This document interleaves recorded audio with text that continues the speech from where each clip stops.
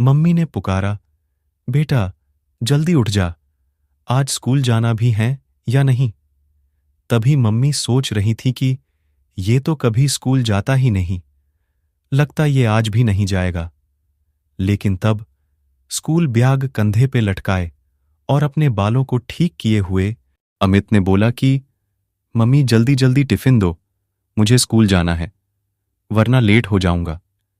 तभी अमित के मम्मी को अपने आंखों पे विश्वास ही नहीं हुआ कि ये स्कूल जाने के लिए इतना बेताब कैसे है। आज सूरज कौन से दिशा से उभर गया। तब मम्मी ने नोटिस किया कि ये कुछ दिन से रोज स्कूल जाता था और स्कूल से कोई भी कंप्लेन नहीं आ रही थी, और तो और इसका स्कूल रिकॉर्ड भी क्लियर था। अमित के मम्मी को शक हुआ, उनको लगा कि ये जरूर किसी लड़की के साथ चक्कर चला रहा है और कोई लड़की मेरे बेटे को फंसा दिया है। उन्होंने ऐसा इसीलिए सोचा क्योंकि पहले पहले अमित बिल्कुल स्कूल नहीं जाता था और अब रोज स्कूल जाता है।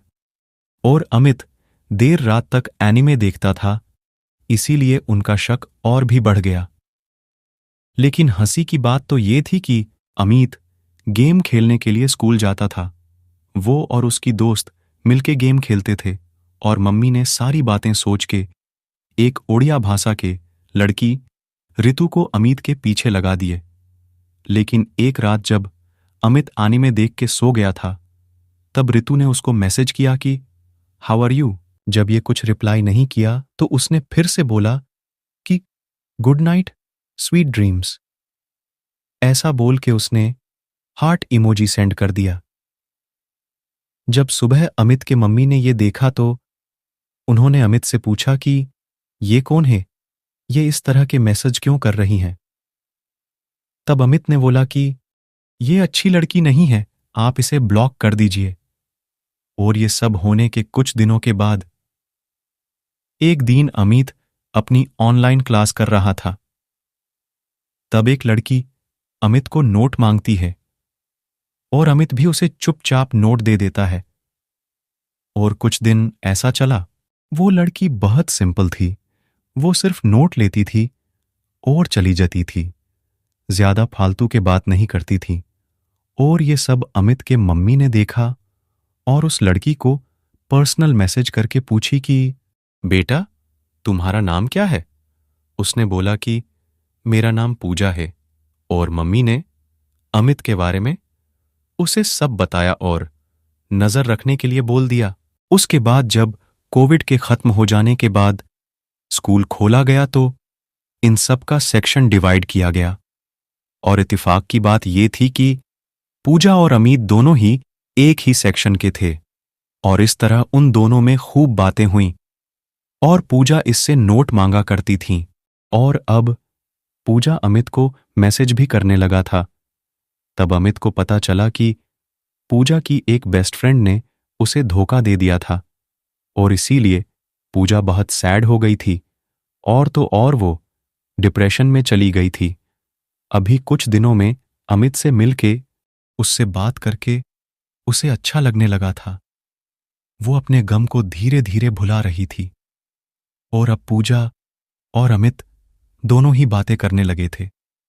लेकिन ऋतु को ये बात अच्छी नहीं लगी, इसीलिए उसने आके अमित से बोला कि तुम्हारी मम्मी ने मुझे तुम पे नजर रखने के लिए बोला है। ये बात सुन के अमित थोड़ा घबरा गया और जाके पूजा को ये सब बताया। तब पूजा थोड़ी मुस्कुराई और कहा कि तुम चिंता मत करो, आंटी ने अब मुझे कहा है तुम्हारे ऊपर नजर रखने के लिए। और ये बात सुन के अमित तो जैसे हक्का बक्का रह गया। और ऐसे ही कुछ दिन बात करते करते पूजा ने बोला कि मैं बेहद खुश हूं तुम्हारे जैसा दोस्त पाकर, वैसे मेरा कोई बेस्ट फ्रेंड नहीं है। तब अमित ने बोला कि will you be my best friend. और पूजा ने खुश होके यस कर दिया।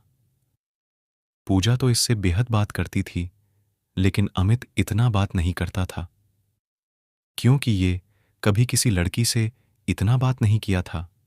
और वो दोनों बेहद बातचीत कर रहे थे, दोनों ही दोनों के साथ बेहद खुश थे।